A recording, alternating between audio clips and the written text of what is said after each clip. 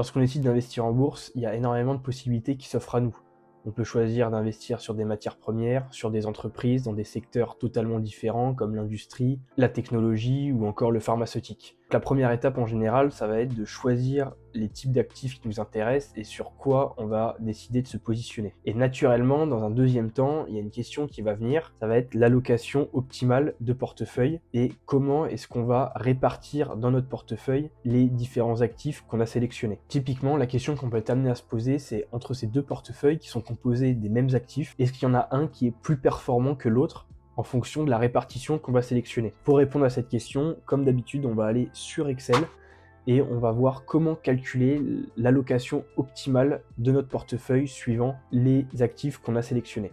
Pour ça, on a fait l'extraction des différentes valeurs qui composent notre portefeuille. Pour cette vidéo, on a pris le S&P 500, un marché européen, également un ETF qui va répliquer les marchés émergents, des obligations d'État à 10 ans, donc là ça va être du trésor américain, et un dernier actif qui va être tout simplement l'or. Première étape, ça va être de récupérer les données historiques de chaque actif. Donc on voit que j'ai déjà fait le boulot pour le S&P 500, les marchés émergents et l'or, et on va voir simplement comment est-ce qu'on peut faire pour récupérer les données qui nous intéressent pour le marché européen et les bons du trésor américain. Donc pour ça, on va directement se rendre sur un site qui s'appelle Just ETF et qui permet de connaître tous les ETF qui répliquent les différents indices. Vous avez un tas d'informations dessus, le nom, le numéro ISIN, la capitalisation, et plein d'autres informations qui peuvent vous intéresser comme l'éligibilité au PEA. Là ici, ce qui va vous intéresser, c'est le code ISIN qu'on va venir copier. Donc là, on va se rendre sur investing.com. Avant, c'était faisable sur Yahoo Finance, mais depuis quelques temps, c'est impossible de télécharger les données historiques. Donc je ne sais pas si quelqu'un a l'info de pourquoi maintenant on peut plus, mais maintenant je passe par investing.com. Donc je vais copier tout simplement le code ISIN dans la barre de recherche et venir sélectionner l'ETF qui m'intéresse. Donc à partir de là, je vais me rendre sur la page de l'ETF et je vais aller dans Général et Historical Data qui va me permettre d'avoir toutes les données historiques de cet ETF. Je vais choisir les données hebdomadaires et je vais sélectionner ici 10 ans d'historique à partir du 1er janvier 2015. On va tout simplement cliquer sur Appliquer et on va avoir l'historique semaine par semaine des cours de cet ETF. Donc on va télécharger ensuite les données et on va se rendre directement sur Excel. Donc une fois qu'on se rend sur Excel, on voit qu'on a un fichier CSV, c'est-à-dire que toutes les données vont être comprimées sur une même colonne et séparées par des virgules, des points-virgules. C'est un fichier qui est très compressé et on va voir comment faire pour extraire les données qui nous intéressent. Donc pour ça, je vais me rendre sur le ruban Données et je vais cliquer sur Convertir. À partir de là, on a une fenêtre qui va venir s'ouvrir. Donc sur la première étape, on va juste cliquer sur Suivant. Et là, ce qui nous intéresse, ça va être comment on va séparer nos données, quel est le séparateur de données. C'est ce qu'on nous demande de sélectionner. Donc ici, on voit que nos données, elles sont séparées par une virgule. Donc on va venir cocher virgule. Et on voit qu'automatiquement, le système va comprendre qu'il va séparer en différentes colonnes. Là, c'est ce qu'on voit, qui va séparer la date, le prix d'ouverture, le plus haut, le plus bas, la volatilité et le pourcentage dans des colonnes différentes. Donc on va cliquer sur Suivant. Et dans la dernière étape, ça va être la conversion de données. Donc là où il faut faire attention, c'est qu'on se rend compte que les dates sont en format anglais, c'est-à-dire qu'on a le mois, le jour et ensuite l'année, et pas jour, mois, année. Donc ce qu'on va faire, c'est indiquer qu'on est sur un autre format de date en mettant MJA, donc mois, jour, année. Et donc automatiquement, au moment de la conversion, Excel va remettre le format de date au bon format. Donc ici au niveau du prix, on va également avoir le même souci. Comme on a à la fois des virgules et des points, le système va prendre ça comme un texte et pas comme un nombre. Donc on va voir comment régler ce souci. On va tout simplement aller dans Avancer et cocher ce qui est le séparateur de décimale et le séparateur de milliers. Dans notre cas, on voit que le séparateur de décimale, c'est un point et que le séparateur de milliers, c'est une virgule. Et on va cliquer sur OK. À partir de là, on va cliquer sur Terminer et on voit automatiquement qu'à partir de notre fichier CSV, on a pu avoir l'extraction des données qui nous intéressent. On a une colonne avec notre date, une colonne avec le prix et ensuite toutes les différentes informations mais qui vont pas être utiles pour le reste de la vidéo. Il va nous rester maintenant une dernière étape, ça va être de mettre un filtre. Donc pour mettre le filtre, on va faire CTRL-MAJ-L et on va ensuite filtrer au niveau de la date du plus ancien au plus récent. Et l'étape suivante, ça va tout simplement être de sélectionner nos valeurs, faire CTRL-C, et venir ensuite coller ces valeurs dans notre tableau au niveau des données manquantes. Donc là, on était sur l'Eurostock, et on va venir faire un collage spécial Alt-LV-G et sélectionner les valeurs. Donc on va faire exactement la même chose pour les obligations, chercher les données historiques et venir les copier dans notre tableau.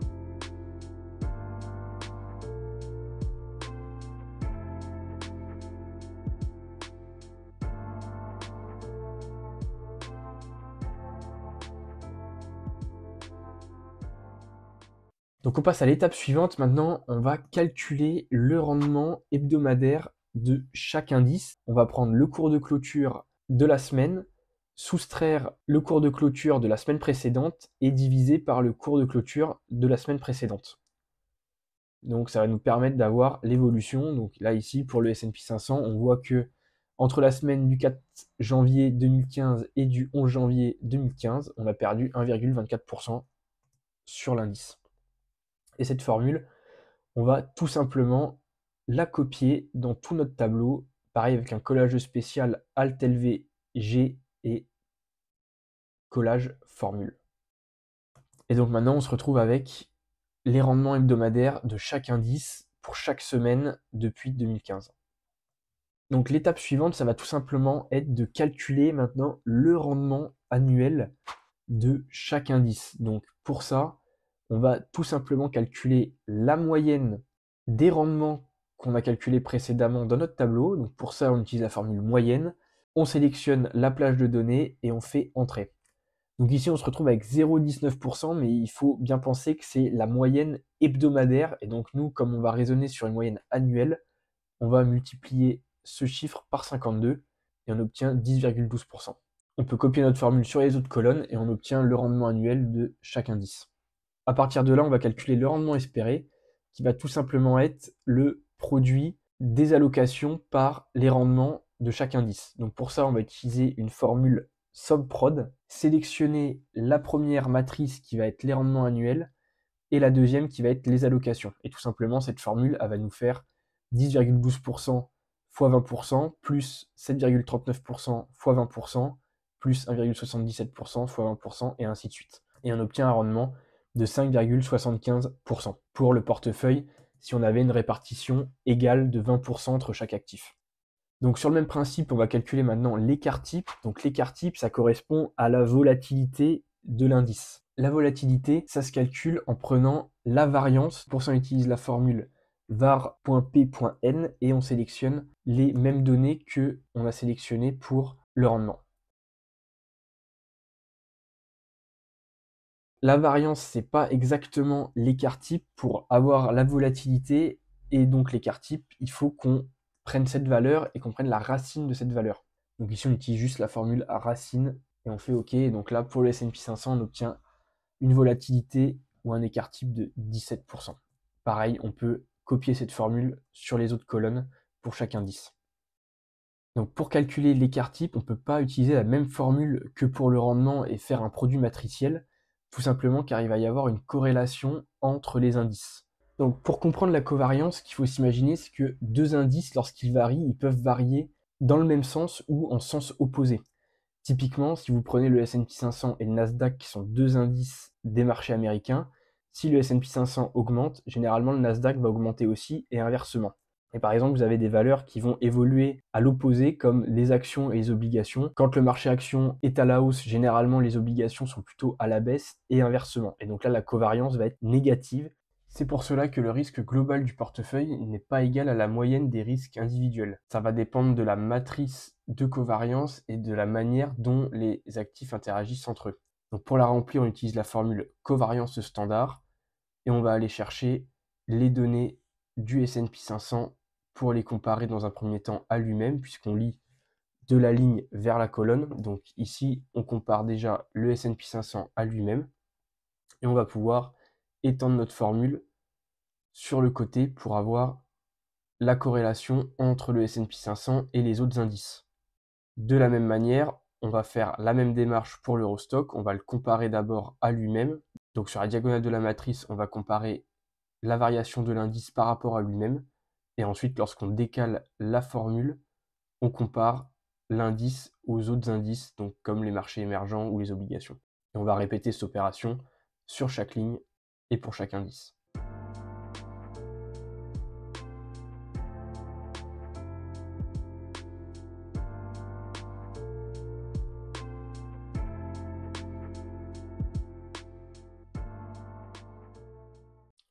Donc on a rempli la moitié de notre tableau et comme ce tableau se lit dans les deux sens, on va tout simplement utiliser la formule transposée pour récupérer les données des lignes et les mettre dans nos colonnes, puisque qu'on compare les lignes aux colonnes ou les colonnes aux lignes, on est censé avoir la même covariance entre les indices.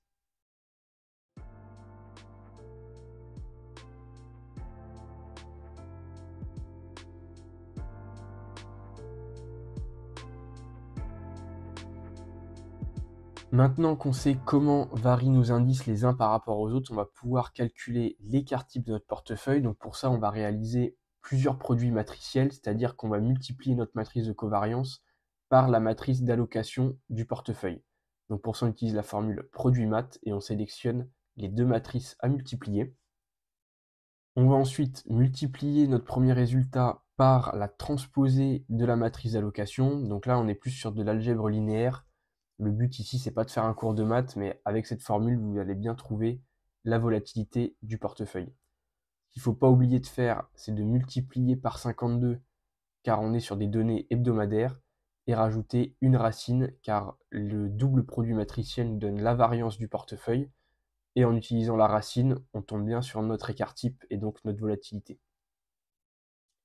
Et on obtient bien un écart type de 10,57%. Donc la question qu'on se pose lorsqu'on investit en bourse, c'est tout simplement qu'est-ce qui vaut le coup et si je place mon argent, c'est pour avoir un rendement qui va être supérieur à ce que je pourrais trouver, par exemple, en mettant mon argent sur un livret A. Donc la première condition que notre portefeuille doit remplir, c'est être plus performant que le taux sans risque. Parce que si je bats pas, par exemple, le taux d'un livret A, à quoi bon faire tout ça? Autant placer mon argent dessus ou le mettre sur un fonds euro et attendre qu'il fructifie sans me poser de questions. Donc c'est ça qu'on veut, c'est déjà un portefeuille qui est plus performant que le taux sans risque, sinon ça n'a aucun intérêt. Et la deuxième condition, ça va être qu'on veut le portefeuille le plus rentable à un niveau de risque donné, ou, ce qui revient au même, avoir le portefeuille le moins volatile pour un rendement donné, le moins risqué pour un rendement qu'on a choisi. Donc pour répondre à cette question, il y a un ratio qui existe qui s'appelle le ratio de Sharpe. Et ce ratio, il va venir se calculer de la manière suivante, c'est-à-dire qu'on va prendre notre rendement de portefeuille, soustraire le taux sans risque et diviser par l'écart type ou la volatilité de notre portefeuille. Et ça va nous permettre d'obtenir le portefeuille optimal, celui qui est le plus performant à un niveau de risque donné et qui va maximiser notre rendement par rapport au risque qu'on prend. Ce ratio de Sharpe, on peut le représenter sur un schéma où on voit ici les différents portefeuilles qui existent, on voit l'ensemble des combinaisons d'actifs qu'on peut réaliser et qui vont se représenter sur un graphique entre l'écart type en abscisse et la rentabilité en ordonnée. Forcément, plus on va prendre de risques, donc plus on va avoir un écart type important, plus on peut viser des niveaux de rentabilité qui sont importants. C'est toujours cette dualité risque-rendement. Mais ce qu'il faut se rendre compte, c'est qu'à un risque donné, donc si je me place sur mon axe des abscisses, à un risque donné, je peux avoir des portefeuilles qui vont avoir un rendement inférieur à d'autres. Donc forcément, ce que je vais rechercher, c'est le portefeuille qui, à ce niveau de risque, est le plus haut, puisque ce que je veux, c'est maximiser la performance. Donc on voit qu'on a représenté le portefeuille à variance minimale, qui va être le portefeuille le moins risqué. Tous les portefeuilles qui vont être en dessous de celui-ci vont être ce qu'on appelle des portefeuilles dominés, c'est-à-dire si on choisit ce type d'allocation, on est moins optimisé. Et tous ceux qui vont être au-dessus, ça va être des portefeuilles dominants, et à ce niveau-là, il va falloir par exemple choisir l'écart type sur lequel on veut se positionner. Donc tout simplement, on peut dire qu'on souhaite avoir un écart type de 10% et trouver le rendement qui nous intéresse, ou inversement, à un certain rendement, trouver le meilleur risque. La dernière donnée qui nous intéresse, ça va être le taux sans risque. Pour ça, on va aller chercher les bons du trésor. Ici, on voit qu'elles sont à 4,5%, donc on va rentrer 4,5% dans notre taux sans risque et on va calculer le ratio de Sharpe en faisant le rendement espéré moins le taux sans risque divisé par notre écart type. La dernière étape, ça va être de maximiser notre ratio de Sharpe. Avoir le ratio le plus élevé, ça va nous assurer que notre portefeuille est optimal et on aura la meilleure allocation. on va se servir du solver. Donc si vous n'avez pas le solver dans données, il faut aller sur personnaliser le ruban, clic droit, personnaliser le ruban, complément, complément Excel atteindre, et là vous pouvez cocher complément solver et faire OK, et votre solver va apparaître. S'il n'apparaît pas tout de suite, il faudra fermer Excel et le relancer. On va se rendre sur notre solver et on va regarder comment ça se présente. Donc on va définir notre objectif qui va être de maximiser le ratio de Sharpe. Donc on a bien max qui a été sélectionné, et dans objectif, on va choisir la cellule C14 ici, qui est le ratio de Sharpe. On va ensuite sélectionner les cellules que l'on veut modifier. Donc ici, c'est notre ligne bleue allocation optimale. Et on va avoir un certain nombre de contraintes qu'on va venir mettre dans le système qui vont nous permettre de calculer notre allocation. La première contrainte, forcément, ça va être d'avoir une allocation totale qui est égale à 100%. On ne veut pas d'un portefeuille de 110%, ça n'existe pas. Donc on va venir contraindre cette cellule en la sélectionnant et en mettant égal 1, étant donné qu'on est en pourcentage. À savoir que la formule qui est dans allocation totale, c'est tout simplement une somme de la ligne allocation optimale, donc la ligne bleue. On va faire ajouter. Les deux contraintes suivantes qu'on va venir ajouter, ça va être au niveau de l'allocation minimale et maximale qu'on choisit pour chaque actif. Étant donné qu'on a un portefeuille diversifié, on veut quand même un minimum d'allocation pour chaque actif, et c'est ce qu'on va faire au niveau de ces contraintes. Donc là, ce qu'on veut, c'est avoir une allocation qui est supérieure ou égale à 10% ici dans la ligne allocation minimale. Donc ça, c'est notre deuxième contrainte. Et la dernière contrainte, c'est pareil, on va venir sélectionner l'allocation de notre portefeuille et on veut que cette allocation soit inférieure ou égale à 50%. Donc à savoir que l'allocation minimale et maximale, c'est modifiable, c'est des données qu'on saisit manuellement en fonction de nous, ce qu'on veut au niveau de notre portefeuille. Si on veut par exemple qu'un indice ne dépasse pas un certain pourcentage, on peut le modifier à ce niveau-là. Une fois qu'on a renseigné toutes nos données dans le solver, on n'a plus qu'à cliquer sur résoudre, vérifier que tous nos paramètres sont bons, et le solver va venir nous trouver l'allocation optimale de notre portefeuille. On a bien le solver qui a trouvé une solution, et on clique sur OK, et on voit qu'ici, le meilleur portefeuille, c'est celui qui est composé à 20% de S&P 500, 10% d'Eurostoxx, 10% de marché émergent, 10% d'obligations et 50% d'or. Donc là, on fait quand même une hypothèse assez forte, étant donné que cette allocation de portefeuille, elle est calculée par rapport aux données historiques de chaque indice, et on sait très bien que ce n'est pas les performances passées qui présagent les performances futures, donc ça reste quand même une hypothèse assez forte et à confirmer selon plusieurs scénarios et plusieurs plages de données avec les historiques qu'on a à disposition. Donc maintenant qu'on a notre portefeuille optimal pour les différentes contraintes qu'on a renseignées, différentes données, on va pouvoir tester plusieurs hypothèses. Par exemple, ici on va venir contraindre le système en mettant 25% d'allocation minimale. Donc on sait que ça ne va pas être possible. Normalement le solver va nous bloquer, puisque si on a 5 actifs et qu'on les met chacun au minimum à 25%, on n'aura jamais 100% d'allocation totale. Et on voit ici qu'on a bien un souci et que le solver ne trouve pas de solution pour ces contraintes et les hypothèses qu'on a mis. On va maintenant tenter avec 15% pour voir si cette fois ça fonctionne. On a juste à relancer le solver et faire résoudre. Et ici on a bien une solution et une répartition qui va être différente. Et on voit qu'on a une marge de manœuvre sur les hypothèses qu'on choisit. Donc ici, on a bien le portefeuille le plus optimisé, c'est-à-dire que par rapport à ce qu'on a sélectionné, on a bien le rendement maximal par rapport au risque qui est pris, et donc un portefeuille qui est optimisé. Donc ensuite, j'ai testé plusieurs scénarios en fonction de l'allocation qu'on décide de mettre sur notre portefeuille. Par exemple, si on n'a aucune limite et qu'on peut mettre 100% de chacune et une allocation minimale de 0, c'est-à-dire qu'on va exclure des indices qu'on ne veut pas mettre dans notre portefeuille. Ici, on voit qu'on a 40% de S&P 500 et 60% d'or pour avoir le portefeuille avec le meilleur ratio de Sharpe. J'espère que cette vidéo vous aura plu. N'hésitez pas à vous abonner et à mettre un like. Et on se retrouve pour une prochaine vidéo. Bye.